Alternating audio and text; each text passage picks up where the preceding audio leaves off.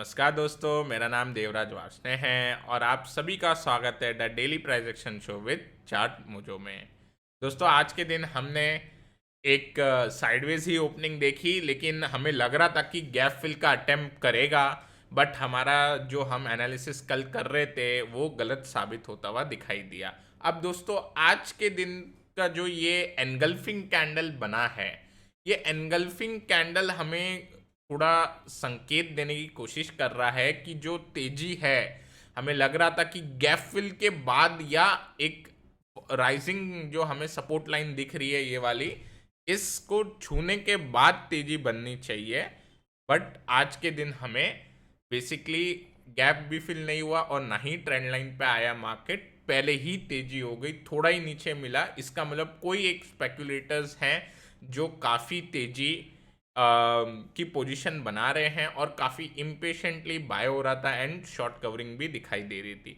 अब दोस्तों, ऐसे केस के अंदर अगर हम कल के दिन, अब जो इवेंट आने वाले हैं, जब मैं डाउ पे जाऊंगा हम उसके बारे में बात करेंगे, आज के जो इवेंट के बारे में। तो उस वजह से हमें गैप अप गैप डाउन कोई भी एक ओपनिंग मिल सकती है। तो सेफली अगर हमें प्ले करना है अब क्योंकि जो आज का हाई बना है 16640 का, ओके।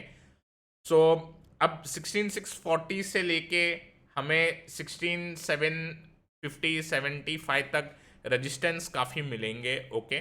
तो अब अपसाइड की जो पोजीशन बनानी होगी वो हमें डायरेक्टली 16800 के ऊपर बनानी होगी, ओके। तो 16800 का ये की लेवल है। बिकॉज हो सकता है कि अगर ज़्यादा बड़ा गैप अप या गैप डाउन ना मिले हमें कल के दिन, तो एक साइडवेज रेंज में ही फंसने के चांसेस है, कल एक्सपायरी भी है। तो इसीलिए हम थोड़ा सेफ चलने के हिसाब से 16800 का लेवल को इम्पोर्टेंस देंगे, जो जहाँ पे हमें प्रीवियस स्विंग हाई भी दिखाई दे रहा है। और इसके ऊपर जाने के बाद हम 16900 और 17000 के लेवल के हिसाब से हमें प्ले करना चाहिए। और अगर कल हमें 16800 के ऊपर गैप अप मिले तो we can directly go into that trade as well for 16917 के। अब दोस्तों, नीचे के लेवल जो आ रहे हैं निकल के, अब आज के दिन ऐसा लग रहा था कि गैप फिल के बहुत ही ज़्यादा हाई प्रोबेबिलिटी है। बट जो अभी हमें एनगल्फिंग कैंडल मिली हुई है, इसका जो लो है ये अब काफ़ी इम्पोर्टेंट हो जाएगा। तो ऑलमोस्ट 16440 के जो लेवल है, ये लेवल अगर ब्रीच होंगे, आज का लो है जहाँ पे, उसके बाद ही हम जो गैप फिल का जो लेवल आता है 16350, इसका एक अटेम्प्ट कर सकते हैं। तो दोस्तों, अब इशू ये हो सकता है कि अगर गैप डाउन मिले हमें, बड़ा गैप डाउन मिले और गैप फिल होते हुए दिखाई दे हमें, तो अगेन फिर कल के दिन हमें ये राइजिंग ट्रेंड लाइन वापस उस सपोर्ट देने आ जाएगी। तो इस वजह से दोस्तों, अगेन अगर अब हमें कोई फ्रेश शॉर्ट्स बनाने हैं मार्केट के अंदर, ओके, तो गैप प्ले के लिए एक छोटा रिस्क लगा के 15 से 20 पॉइंट का लगा के 16440 टू 350 बनाना है। और अगर ये ब्रीच हो जाए, ओके, तो हम 16200 पे ही कुछ एक्शन लेंगे बड़ा, okay. Now 16200 will become a very critical level. अगर मंदी होनी है तो 16200 पे होगी। इवन पोजिशनल प्लेयर्स के वहाँ पे थोड़े एस एल हिट होने के चांसेस बन जाएंगे। तो 16200 का जो लेवल है, तो दोस्तों एक काफ़ी ब्रॉड रेंज है, 16200 और 16800, ओके। ऑलमोस्ट 600 पॉइंट की रेंज है। अब ये दो दायरे के बाहर निकलेगा तो कोई पोजिशनल प्ले भी हम कर पाएंगे। इंट्राडे के हिसाब से अगर कल कोई नया 50 पॉइंट ऊपर या 50 पॉइंट नीचे खुलते हैं, तो ऐसा कोई नई रेंज नहीं मिलनी चाहिए और साइडवे ही एक एक्सपायरी होने के चांस होंगे। तो दोस्तों, इसीलिए थोड़ा एटलीस्ट चॉपीनेस में हमारा एसएल ना कटे, इसलिए थोड़े ये बड़े रेंज में रहेंगे। और अगर कुछ सरप्राइज निकल के आया तो डेफिनेटली इन रेंज के किसी तरफ जाते हुए दिखाई देगा मार्केट हमें। अब दोस्तों, बैंक निफ्टी पे अगर हम व्यू करते हैं, बनाते हैं, तो बैंक निफ्टी के ऊपर भी सेम ही हुआ है, ओके। ऑलमोस्ट सेम एक्शन हमें देखने मिला है। कल के दिन हमें एक नेगेटिव पैटर्न देखने मिला था, यहाँ पे इवनिंग स्टार पैटर्न देखने मिला था, उसका कंफर्मेशन भी आज हमें आता हुआ दिखाई दिया। फर्स्ट कैंडल के लो के नीचे कैंडल गई, बट अगेन इसमें भी वापस से एसएल हिट हुए और वापस से ये रिवर्स हो गया।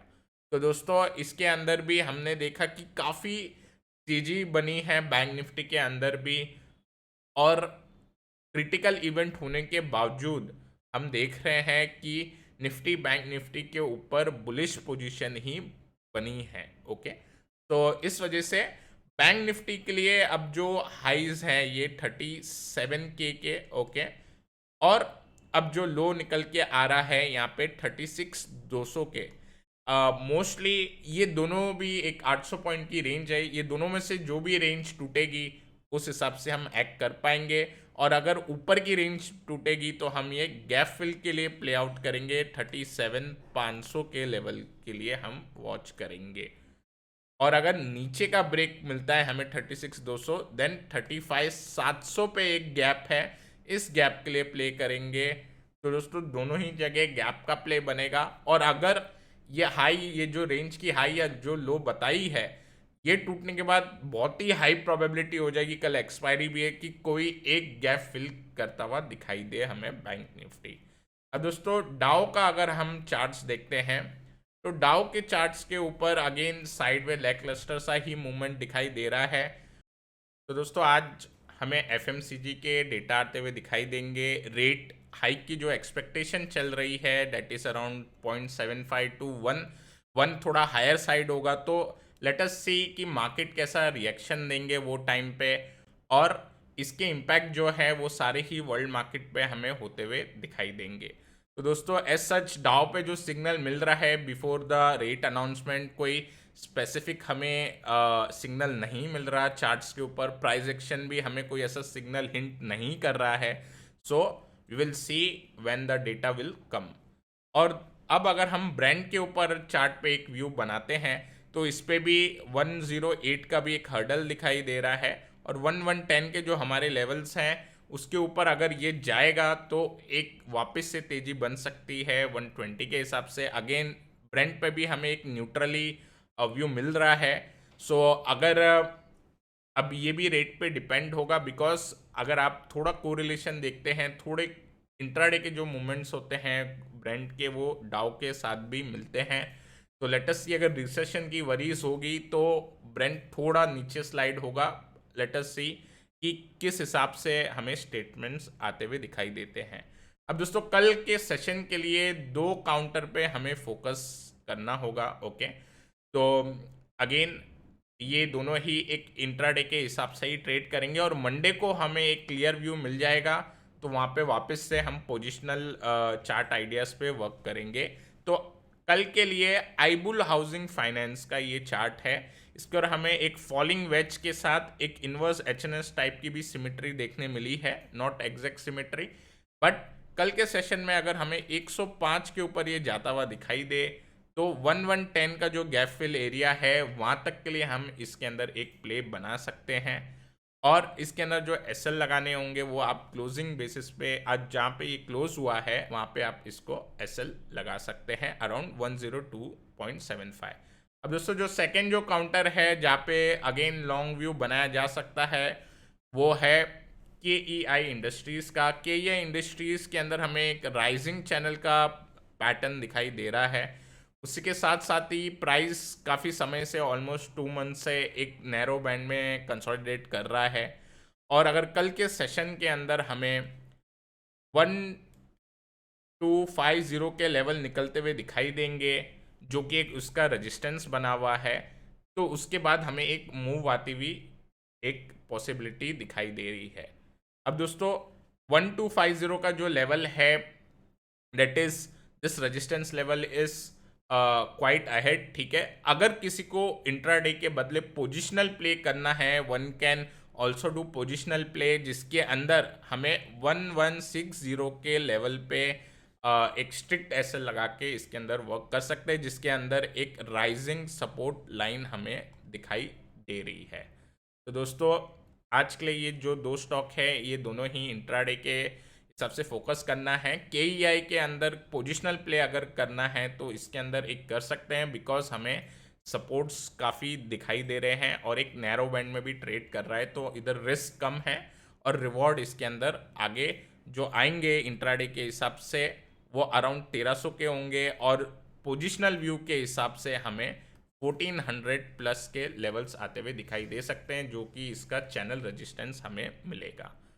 तो दोस्तों आज के लिए इतना ही। मैं आशा करता हूँ आपको ये एपिसोड ज़रूर पसंद आया होगा। अगर पसंद आया है तो ज़रूर लाइक करें, हमारे चैनल को सब्सक्राइब करें, और जो व्यूअर्स नए हैं और जिन्होंने अभी तक सब्सक्राइब नहीं किया है तो दोस्तों डेफिनेटली चार्ट मोजो के चैनल को सब्सक्राइब करें। Till then take care, I will meet you in the next episode.